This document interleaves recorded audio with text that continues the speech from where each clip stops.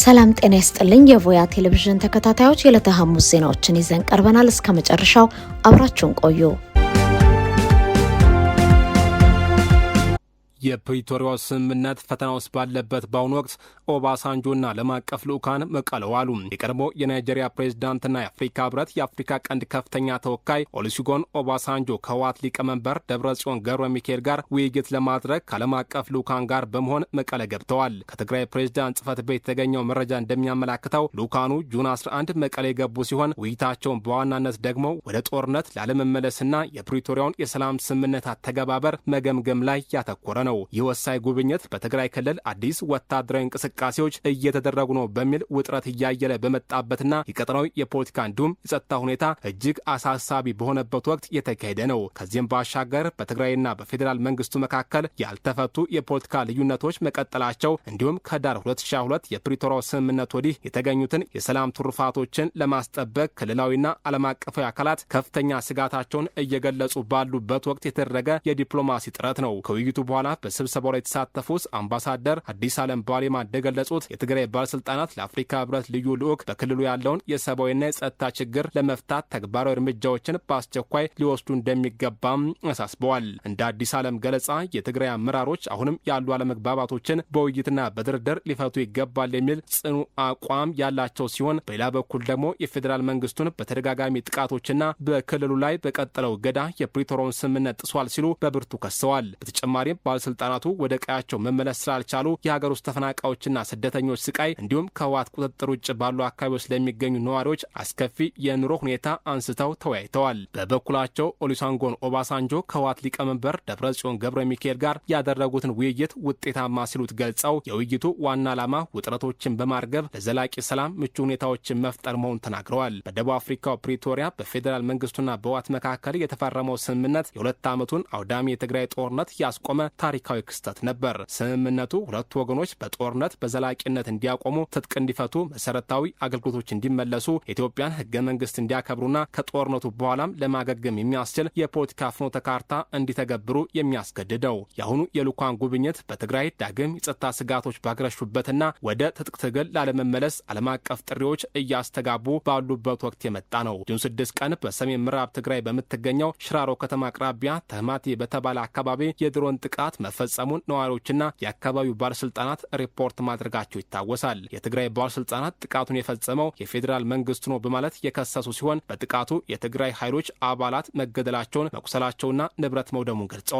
የትግራይ ፕሬዝዳንት ጽህፈት ቤት ይህን ጥቃት የፕሪቶሪያውን ስምምነት ግልጽ ጥሰት መሆኑን አውግዞ በክልሉ ላይ አዲስ ወታደራዊ እርምጃ ለመውሰድ ዝግጅት እየተደረገ መሆኑን አመላካች ነው ሲል አስጠንቅቋል። በሽራሮ የተፈጸመው ጥቃት ከፕሪቶሪያው ስምምነት ወዲህ በትግራይ የተፈጸሙ ከተባሉ ተከታታይ የድሮን ጥቃቶች አንዱ ሲሆን ይህ ሁኔታ የሰላም ሂደቱን ተሰባሪነት ይበልጥ አጉልቶ አሳይቷል።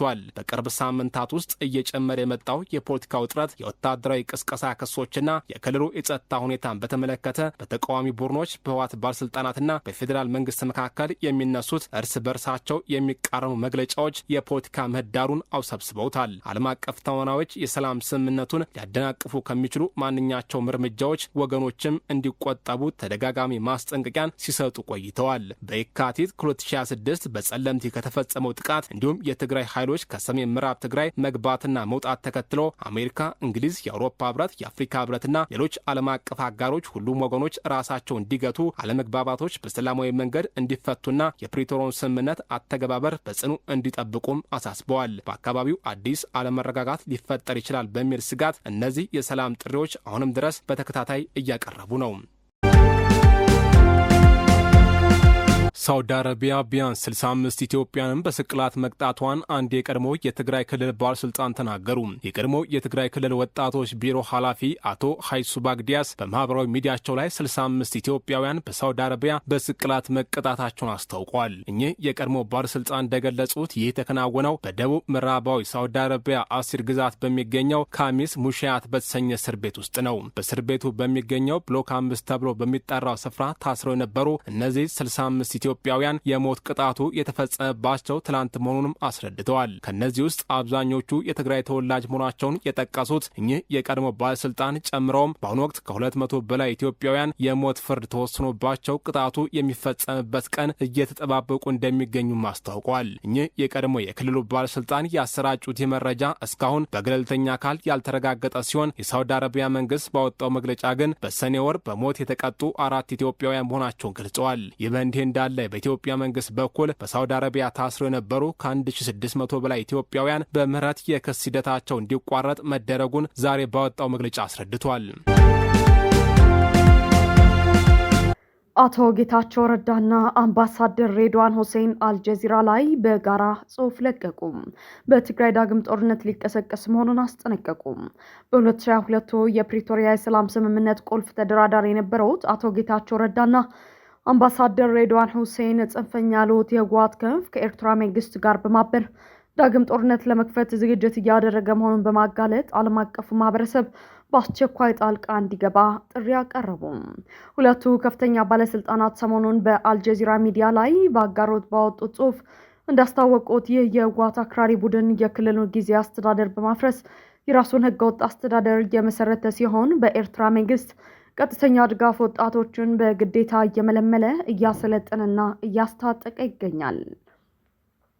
ባለስልጣናቱ በጽሑፋቸው የኤርትራን ጣልቃ ገብነት በስፋት የኮነኑ ሲሆን የኤርትራው ፕሬዝዳንት ኢሳያስ አፈወርቂ ኢትዮጵያ ደካማና የተከፋፈለች ሆና እንድትቀጥል ፍላጎት እንዳላቸው ገልጸዋል። በመሆኑም የፕሪቶሪያውን ስምምነት ለማፍረስ በህወሓት ውስጥ ካለው ጽንፈኛ አካላት እንዲሁም ከአማራ ፋኖ ሚሊሻ አክራሪዎች ጋር ግንኙነት በመፍጠር ጽምዶ የተሰኘ አዲስ ጥምረት በአስመራ አደራጅተዋል ሲሉ ከሰዋል። ይህ በአስመራ በመቀሌና በሱዳን በሚስጥርም ሆነ በግልጽ ስብሰባዎች የተዋቀረው ጥምረት የፕሪቶሪያውን ስምምነት በአደባባይ በመጣስ በሚቀጥሉት ቀናት በፌዴራል መንግስቱ ላይ ግልጽ ጥቃት ለመሰንዘር መወሰኑን አቶ ጌታቸውና አምባሳደር ሬድዋን አጋልጠዋል። በተጨማሪም ይህ ቡድን ለሰላምና ለስምምነቱ መከበር የቆሙትን አመራሮች ከመዋቅሩ እያባረረ መሆኑን ጠቁመዋል።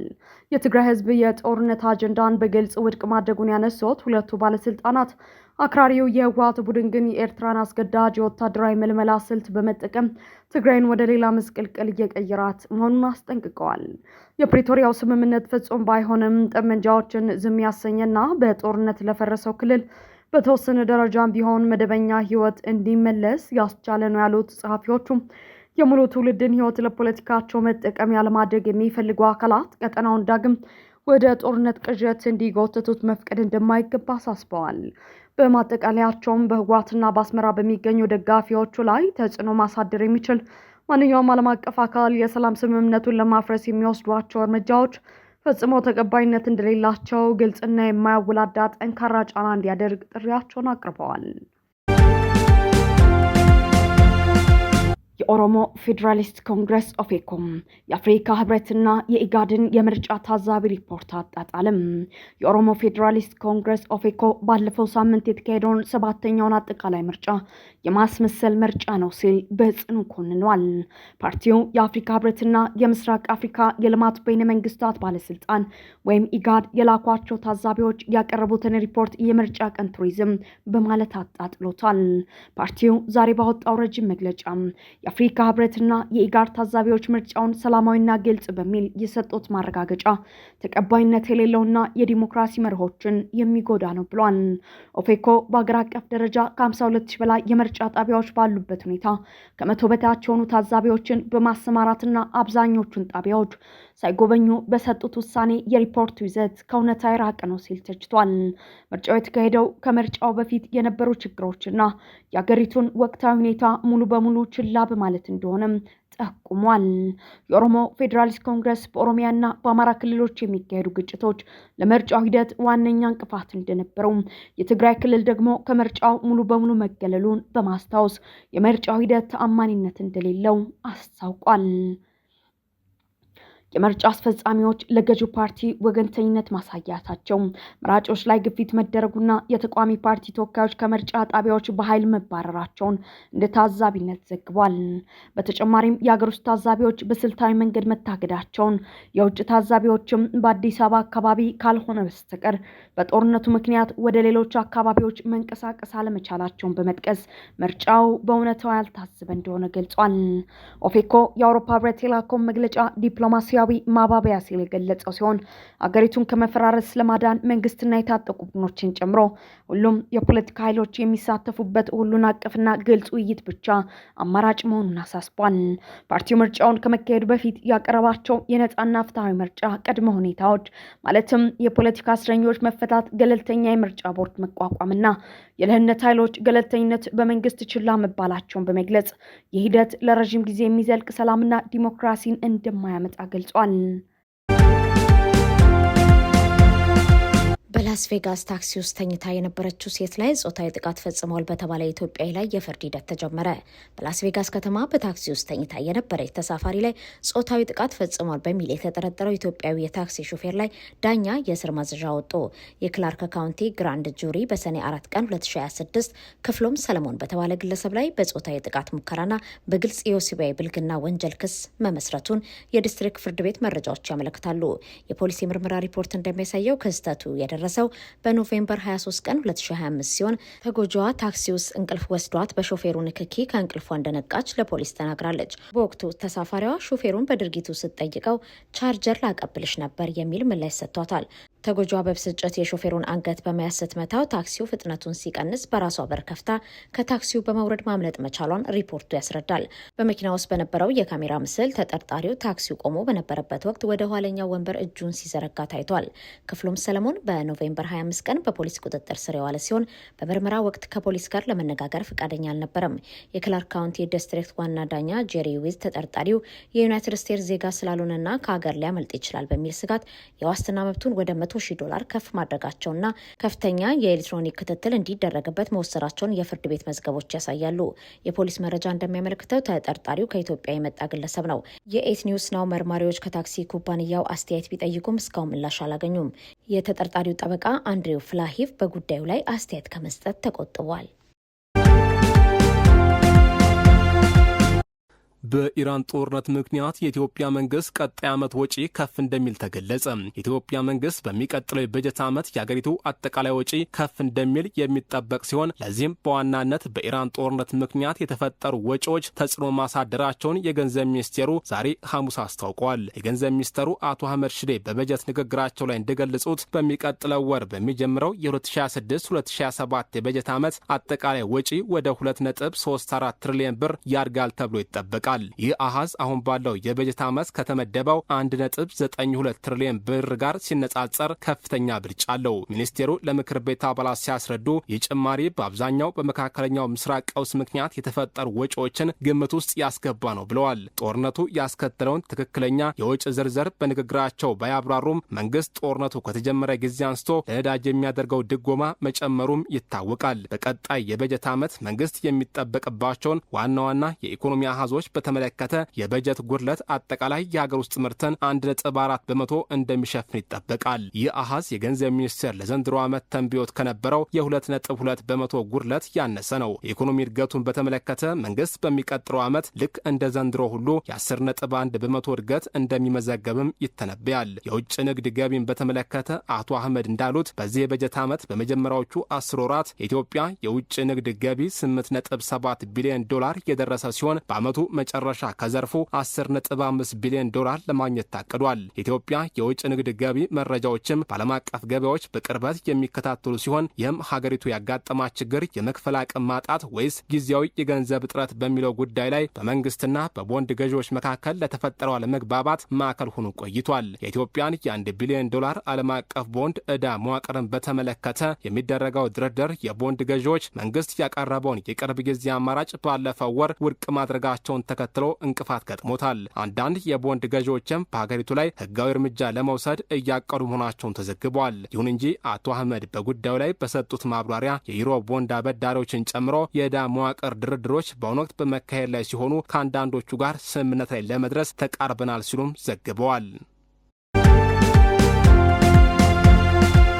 ጠቅላይ ሚኒስትር አብይ በሞሮኮ ሽልማት ሊሰጣቸው ነው። ከፊታችን ጁን 26 አንስቶ እስከ ጁን 28 ቀን 2026 በሞሮኮ ማራካሽ ከተማ በሚገኘው መንሱር ኢዳቢ ኤንድ ፓሊያስ ሆቴል 100 ሞስት ኖቴብል አፍሪካ ሊደርሺፕ ኤንድ ቢዝነስ ሰሚት 2026 ይካሄዳል። ለሶስተኛው ተከታታይ ዓመታት የሚከናወነው ይህን ጉባኤ ያዘጋጁት ዳፍዳም ፒስ ኤንድ አድቮኬሲ ፋውንዴሽን ሲሆን የዝግጅቱ መሪ ቃልም ዩናይቲንግ አፍሪካ ቼንጅ ሜከርስ ፎር ግሮዝ ኤንድ ኢምፓክት ዌይ ፎር ሰስቴኔብል ዲቨሎፕመንት በሚል ነው። በዝግጅቱ ላይ የተለያዩ ስብሰባዎች፣ ምክሮችና ስምምነቶች የሚፈጸሙ ከሆኑም በላይ በአፍሪካ ውስጥ በአመራርና በቢዝነስ ተጽዕኖ ፈጣሪ የተባለ 100 ሰዎችም ሽልማት ይሰጣቸዋል። አዘጋጆቹ እንደገለጹት በዚህ ጉባኤ ይህንን ሽልማት ከሚያገኙት መካከል ጠቅላይ ሚኒስትር አብይ አህመድ አንዱ ናቸው። ከሳቸው በተጨማሪም የሴኔጋሉ ፕሬዝዳንት ባሲር ዶሚዮ ፋና፣ የዛምቢያ ፕሬዝዳንት ሃካንዲ ሂቸልሚ፣ የቀድሞ የጋና ፕሬዝዳንት ጆን ደርሃማኒ መሃማን፣ የቀድሞ የአፍሪካ ህብረት ኮሚሽን ሊቀመንበር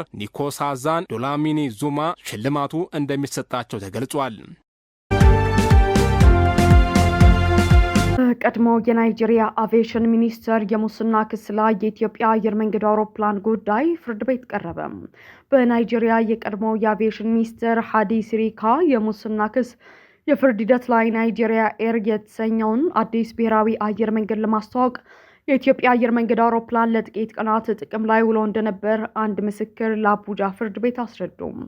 የናይጄሪያ የኢኮኖሚና የፋይናንስ ወንጀሎች ኮሚሽን መርማሪና የአቃቤ ሕግ 12ኛ ምስክር የሆኑት ክሪስቶፈር ኦዶፊን ለፍርድ ቤቱ እንዳብራሩት አውሮፕላኑ ከሜ 27 እስከ 29 ቀን 2023 ድረስ ብቻ በናይጄሪያ ቆይታ አድርጓል። በዚህ አጭር ጊዜ ውስጥ በላዩ ላይ ናይጄሪያ ኤር የሚል የብራንድ ጽሑፍ ተለጥፎበት ለሕዝብ እይታ ከቀረበ በኋላ ወዲያውኑ ወደ ኢትዮጵያ ተመልሶ ጽሑፉ እንዲነሳ ተደርጓል። ምስክሩ አክሎም ይህ አሰራር ከኢትዮጵያ አየር መንገድ ጋር በተደረገ የቻርተር ወይም የኪራይ ስምምነት የተፈጸመ መሆኑንና የበረራ አባላቱም የኢትዮጵያ አየር መንገድን የደንብ ልብስ ለብሰው እንደነበር ገልጸዋል። አቃቤ ሕግ ይህ ድርጊት የቀድሞ ሚኒስትር በስልጣን ዘመናቸው ከብሔራዊ አየር መንገዱ መስረታ ጋር በተያያዘ ከፈጸሙት ሰፊ የኮንትራት አሰጣጥ ማጭበርበር አንዱ አካል መሆኑን ክስ አቅርቧል። ይሁን እንጂ የቀድሞ ሚኒስትር ሃዲ ሲሪካ አብረዋቸው የተከሰሱት ልጃቸው ፋጢማ ሲሪካ አማቻቸውና ሌሎች ተከሳሾች የቀረበባቸውን የሙስና ክስ ሙሉ በሙሉ አስተባብለዋል። በዲጂታልና በሰነድ የተደገፉ ማስረጃዎችን የተቀበለው ፍርድ ቤቱም ቀጣዩን የፍርድ ሂደት ለጁን 10 አስተላልፏል። በእንግሊዝ ዘቤል ሆቴል ውስጥ ተጠልለው የነበሩ ጥገኝነት ጥያቄዎች በሙሉ ከቦታው እንዲወጡ ተደረገ። የፒንክ ፎረስት ዲስትሪክት ካውንስል ሐሙስ ዕለት እንዳስታወቀው በኤሴክስ የሚገኘውና ጥገኝነት ጥያቄዎችን በማስጠለል ሲያገለግል የነበረው ዘቤል ሆቴል ውስጥ የነበሩ ሁሉም ተጠላዮች በእንግሊዝ የሀገር ውስጥ ጉዳይ መስሪያ ቤት ውሳኔ ከቦታው እንዲነሱ ተደርገዋል። በአሁኑ ወቅት በሆቴል ውስጥ የጥበቃ ሰራተኞች ብቻ እንደሚገኙ ካውንስሉ አስታውቋል። ይህ ሆቴል ባለፈው ዓመት ከፍተኛ ተቃውሞች ሲካሄዱበት የነበረ ስፍራ መሆኑ ይታወሳል። ለዚህም መነሻ የነበረው በሆቴሉ ተጠልሎ የነበረው ሀዱሽ ቅባቱ የተባለ ኢትዮጵያዊ ግለሰብ በአንዲት የ14 ዓመት ታዳጊ ላይ የፈጸመው ጾታዊ ጥቃት ነው።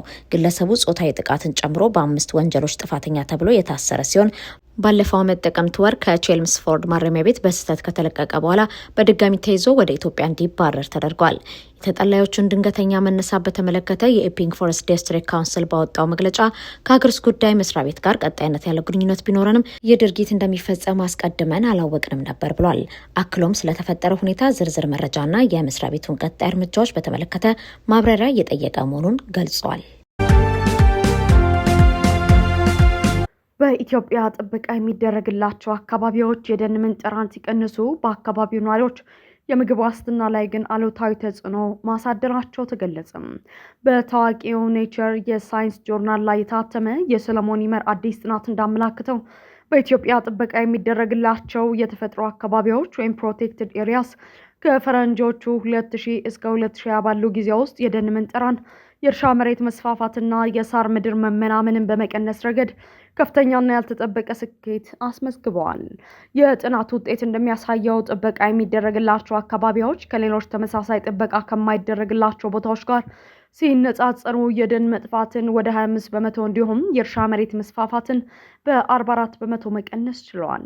ይሁን እንጂ የተመዘገበው የተስፋ ሰጪ የአካባቢ ጥበቃ ስኬት በአካባቢ ነዋሪዎች ማህበራዊ ህይወት ላይ የጎንዮሽ ጉዳት ወይም ትሬድ ኦፍ ማስከተሉን ተመራማሪዎቹ አጋልጠዋል። በኢትዮጵያ የዱር አራዊት ጥበቃ ባለስልጣን እንዲሁም በኢትዮጵያና በእንግሊዝ ተመራማሪዎች በጋራ የተካሄደው ጥናት እንዳረጋገጠው ከተጠበቁት አካባቢዎች በ10 ኪሎ ሜትር ርቀት ውስጥ የሚኖሩ አባወራዎች የከፋ የምግብ ዋስትና እጦትና የኑሮ ሁኔታ መበላሸት አጋጥሟቸዋል።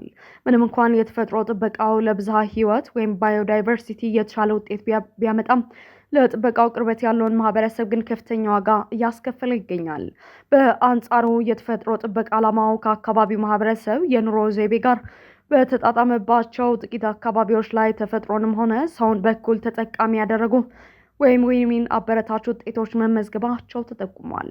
ይህን መሰሉን ሚዛናዊ ውጤት ለማምጣት የተቋማትን በጀት መጨመር ብቻውን በቂ ባለመሆኑ መንግስት፣ ለጋሽ ድርጅቶችና የልማት ተቋማት የተፈጥሮ ጥበቃውን ከአካባቢው ነዋሪ የምግብ ዋስትናና የኑሮ መሻሻል ጋር አስተሳስረው በቅንጅት ሊሰሩ እንደሚገባ ተመራማሪዎቹ አሳስበዋል።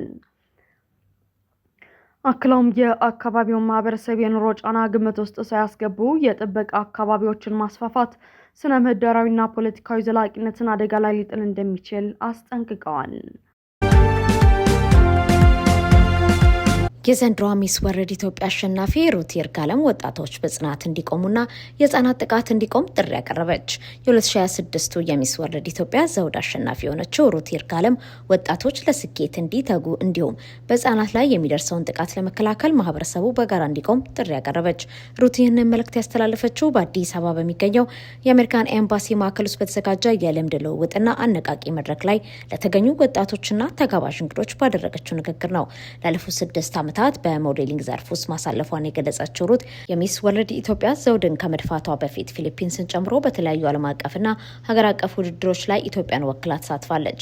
ይሁን እንጂ ስኬቷ በአቋራጭ የመጣ ለመሆኑን ያስረዳቸው አሸናፊዋ እዚህ ደረጃ ለመድረስ 10 ጊዜ ወድቅ ያለው ተሸንፍ ያለው ስኬት የድል ወይም የተሰጠው ብቻ ጉዳይ ሳይሆን የጽናትና የጠንካራ ስራ ውጤት ነው በማለት ወጣቶች በውድቀት ተስፋ እንዳይቆርጡ መክራለች። በንግግሯ የስራ ፈጠራንና የዲጂታል ዓለምን እድሎች ያነሳቸው ሩት ይርጋለም የስራ ፈጠራ ማለት ድርጅት መክፈት ብቻ ሳይሆን የማህበረሰብን ችግር መፍታት መሆኑን አብራርታለች። በተለይም ወጣቶች ዲጂታል ዓለም የፈጠረውን ሰፊ እድል በመጠቀም የራሳቸውን ዓለም አቀፍ ብራንድ መገንባት እንደሚችሉ አበረታታለች። ከውበት ውድድር ማዕረግ ባለፈ ውበት ከዓላማ ጋር በሚለው የውድድር መርህ መሰረት በሴቶችና ህጻናት ደህንነት ላይ አትኩራ እየሰራች መሆኑን አስታውቃለች። በተለይም የህጻናት የአእምሮ ጤና መጠበቅ ላይ ትኩረት ሰጥታ እየተናገረች ሲሆን ህጻናት ከሚያውቁት ሰው ብቻ ሳይሆን የቅርብ ቤተሰብ አባል ከሆነ ሰው ጭምር ለሚደርስባቸው ጾታዊና አካላዊ ጥቃት ድምጽ መሆን እንደሚገባ በአጽንኦት አሳስባለች። በማጠቃለያዋ ይህንን በህጻናት ላይ የሚደርስ ጥቃት ለመከላከልና መፍትሄ ለማምጣት ወደፊት አርቲፊሻል ኢንተለጀንስ ኤአይ ያካተተ ቴክኖሎጂን ለመጠቀም እቅድ እንዳላት ጠቁማ ስኬት ማለት ማዕረግ ማግኘት ብቻ ሳይሆን የወደቁትን ማንሳት መሆኑን ተናግራለች። ጠቅላይ ሚኒስትር ለመሆን እየሰራው በመሆኑ ኔታንያሁ ተጨንቋል ሲሉ የቀድሞው የእስራኤል ጦር ኃይል ዋና አዛዥ ተናገሩ። የእስራኤል መከላከያ ኃይል ዋና አዛዥ የነበሩት ጀነራል ጋዲ አሲንኮት በሚቀጥሉት ምርጫ ለአገሪቱ ጠቅላይ ሚኒስትርነት እንደሚወዳደሩ አስታውቀዋል። በእስራኤል የሚካሄደው ምርጫ ከ6 ወር ያነሰ ጊዜ በቀረው በዚህ ወቅት የአሻር የተሰኘ ፓርቲ ያቋቋሙት ጀነራሉ ውጥናቸው ጠቅላይ ሚኒስትር በመሆን ሀገሪቱን መምራት መሆኑን ገልጸዋል። 120ና አንድ ከተሰኘ የእስራኤል ቴሌቪዥን ፕሮግራም ጋር ባደረጉት ቃለ ምልልስ ሀገሪቱ አሁን ላለችበት ሁኔታ ተጠያቂው የኔታንያሁ አመራር የስትራቴጂና የጸጥታ ውድቀት መሆኑን አስታውቀዋል። ሲናገሩም አሁን ከኢራንና ከሂዝቦላ ጋር ያለን ግንኙነት እጅግ አደገኛና የማይገመት ሆኗል። እኔ እንዲሆናል ብዬ አስቤ አላውቅም። በእንደዚህ አካላት ላይ ወታደራዊ የበላይነት መያዝ አልቻልንም ብለዋል። ጀኔራሉ ሲቀጥሉም ሌላው ቀርቶ እስራኤል በሊባኖስ ጥቃት ለመፈጸም የዋሽንግተንን ይሁንታ የምትጠይቅበት ሁኔታ ላይ ነች። ያገኘነው እርዳታ ዋጋ እያስከፍለ ነው በማለት አስታውቀዋል። ጨምሮም ኔታንያሁ ሁሉንም ውሳኔ ለአሜሪካ ፕሬዝዳንት አሳልፈው ሰጥተዋል። በመሆኑም ፕሬዝዳንቱ የጋዛ ስምምነት ላይ ችግር ፈጥረዋል። በሊባኖስ የኃይል አጠቃቀማችንን በተመለከተ ደንቦች እያወጡልን ነው። በኢራን ላይ ለምንወስደው እርምጃ ኃይላችንን እየገደቡና አውሮፕላኖቻችንን ከአየር ላይ እየመለሱ ነው ያሉት ጀኔራሉ ኔታንያሁ በኢራን ላይ ጠበቅ ያለ እርምጃ ባለመውሰዳቸው ወቅሰዋቸዋል። ኔታንያሁ ከህግ ጋር የተያዘ ችግር ስላለባቸው ጭንቅ ውስጥ መሆናቸውን፣ ሀገሪቱን በአግባቡ አለመምራታቸውን የጠቀሱ ጀኔራሉ በመጪው ምርጫ ለማሸነፍ እንደሚሰሩ ገልጸዋል። ጨምረውም እኔ ከኔታንያሁ ጋር ምንም ችግር የለብኝም፣ እስር ቤት እንዲገባም አልፈልግም፣ በሌላ በኩል በእስራኤል የህግ ስርዓትና የህግ የበላይነት እንዲያፌዝም አልፈልግም በማለት አስታውቀዋል።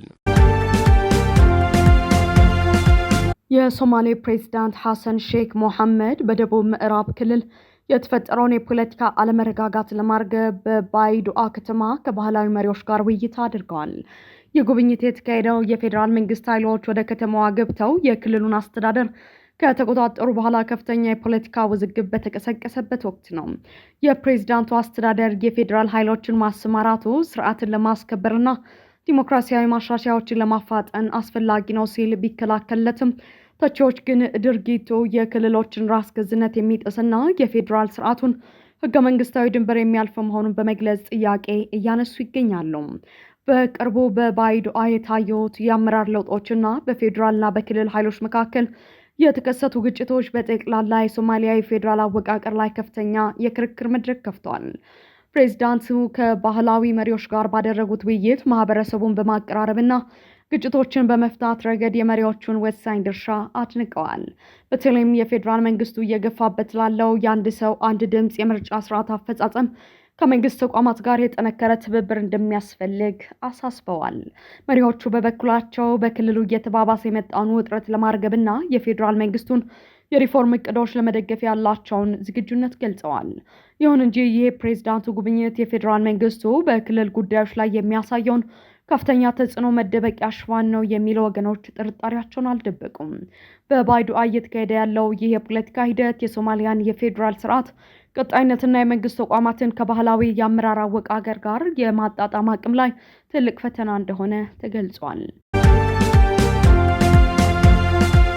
አሜሪካ በወታደራዊ ኃይል ኢራንን ወደ ድርድር ለማምጣት እየሰራች መሆኑን ተንታኞች ተናገሩ። በአሜሪካና በኢራን መካከል ያለው ግጭት አሁን ወደ አደገኛ ምዕራፍ ተሸጋግሯል። በጦር ግንባር እየተፈጠሩ ያሉት አዳዲስ ክስተቶች ኢራን የሰላም ድርድሩን እንድትቀበል ያደርጓት ይሆን የሚለው አሁን የብዙዎች ጥያቄ ሆኗል። ለዚህ ጥያቄ የፕሬዝዳንት ትራምፕ አስተዳደር አዎ የሚል መልስ ያለው ይመስላል። ምክንያቱም ትራምፕ በኢራን ላይ አዲስ ጥቃት እንዲከፈት ትዕዛዝ ከሰጡ በኋላ ኢራን ድርድሩን እያዘገየች ነው የሚል ክስ አቅርበው ወታደራዊ ጫና ማድረጋቸውን እንደሚቀጥሉ ገልጸዋል። እንዲሁም የመከላከያ ኃላፊው ፔት ሄግዜት ይህንን በግልጽ አስቀምጠውታል። ሄግዜት በንግግራቸው ከቦምብ ጋር መደራደር ከፈለግን ከቦምቦች ጋር እንደራደራለን በማለት አዲሱ የአሜሪካ ጥቃት የአሜሪካን ዲፕሎማሲያዊ አቋም የማጠናከር አንዱ አካል አድርገው ገልጸውታል። የአሜሪካ ማዕከላዊ እዝ ዛሬ በሰጠው መግለጫም የጥቃቱ ዋነኛ ኢላማዎች የኢራን የክትትል ስርዓት፣ የመገናኛ መሰረተ ልማቶችና የአየር መከላከያ ሲስተሞች መሆናቸውን አስታውቋል። ይሁን እንጂ ከ3 ወራት በኋላ የአሜሪካ ጥቃት ሰለባ የሆነችው ኢራን አሁንም የአሜሪካን የሰላም እቅድ እንደማትቀበለው እየገለጸች ነው። የፖለቲካ ተንታኞች ለሲኤንኤን እንደገለጹት ለችግሩ ዋነኛ ፈተና የፕሬዝዳንት ትራምፕ ስትራቴጂ ነው።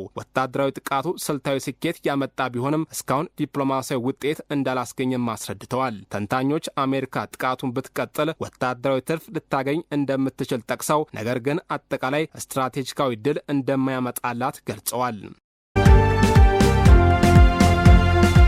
ኢራን በነዳጅ መሰረተ ልማቷ ላይ ጥቃት ከተሰነዘረ በክልሉ የሚደረግ የነዳጅና ጋዝ ንግድ ሙሉ በሙሉ እንደሚቆም አስጠነቀቀች።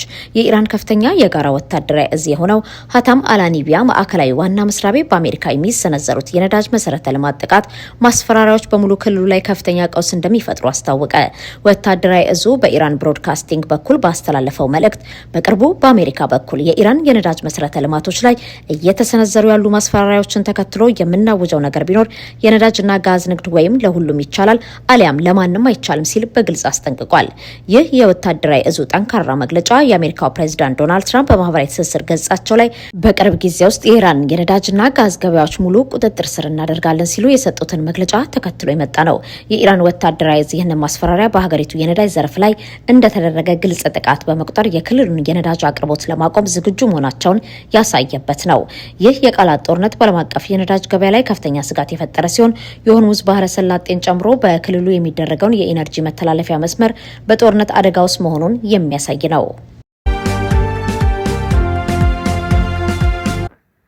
በሶሪያ ለሚፈጸመው የእስራኤል ጥቃት በተባበሩት መንግስታት ድርጅት የአረብ ሀገራት ቡድን ኃይለኛ ውግዘት አሰማ። በተባበሩት መንግስታት የጸጥታው ምክር ቤት የአረብ ሀገራት ቡድን እስራኤል በሶሪያ ላይ ያደረሰች ያለውን ተደጋጋሚ ጥቃትና ወረራ በጽኑ አውግዟል። ጥምረቱ የእስራኤል ኃይሎች በቁጥጥር ስር ከዋሉት የጎላን ከፍታዎችን ጨምሮ ከሁሉም የሶሪያ ግዛቶች በአስቸኳይ ለቀው እንዲወጡ ጠይቀዋል። በጸጥታው ምክር ቤት የአረብ ሀገራትን ቡድን ወክለው የተናገሩት በድርጅቱ የሳውዲ አረቢያ ቋሚ መልእክተኛ አብዱል አዚዝ አልዋሰል እስራኤል በሶሪያ ላይ የምታደርሰው ጥቃትና ወረራ የሶሪያ ሉዓላዊነትና የግዛት አንድነት በግልጽ የሚጥስ ነው ሲሉ ኮንነዋል። እስራኤል ከሰኔ 967 ጦርነት ጀምሮ አብዛኛውን የሶሪያን የጎላን ከፍታዎች የተቆጣጠረች ሲሆን በ2004 መገባደጃ ላይ የረዥም ጊዜው የሶሪያ መሪ ባሻር አልአሳድ ከስልጣን መውደቃቸውን ተከትሎ ወረሯን ይበልጥ አስፋፍታለች። ከአሳድ መወገድ በኋላም የእስራኤል ኃይሎች በሶሪያ የአየር ድብደባዎችን በማካሄድ ሲቪሎችን ከመግደላቸውን ባለፈ ወታደራዊ ጣቢያዎችን፣ መሳሪያዎችና ጥይቶችን ኢላማ አድርገው ማጥቃታቸውን ቀጥለዋል።